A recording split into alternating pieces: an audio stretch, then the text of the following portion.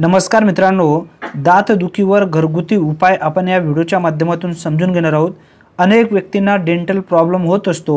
मग हा दात दुखीचा प्रॉब्लेम कायमस्वरूपी कशा पद्धतीने दूर करावा या संदर्भातील काही घरगुती उपाययोजना आपण या व्हिडिओच्या माध्यमातून समजून घेणार आहोत। त्यासाठी नक्की व्हिडिओ शेवटपर्यंत पहा। तत्पूर्वी चॅनलवरती पहिल्यांदाच आला असाल तर चॅनलला सबस्क्राइब करून ठेवा। मित्रांनो, पहिला उपाय आहे 60 ग्राम सरसोच्या तेलात लसूण वाटून टाकावा आणि गरम करावे। लसूण जळून गेल्यावर तेल थंड करून गाळून घ्यावे।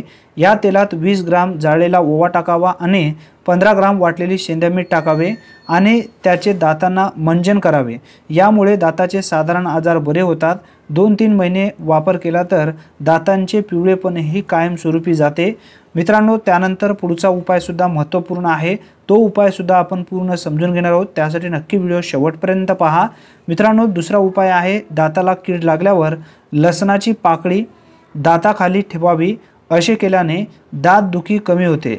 मित्रांनो बघा, दात दुखीचा प्रॉब्लेम जर तुमचा दूर करायचा असेल तर लसणाची पाकळी तुम्हाला दाताखाली ठेवायची आहे। जो दात दुखत आहे त्या ठिकाणी ठेवा, धरून ठेवा, म्हणजे दात दुखीचा प्रॉब्लेम सुद्धा कमी होण्यासाठी मदत होईल।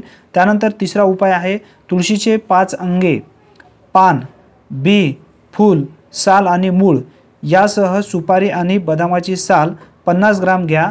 यात काळी मिरी, कापूस, लवंग आणि तुरटी 5-5 ग्राम, ज्येष्ठ मध, कात 10-10 ग्राम कुटून वस्त्रगाळ करावे।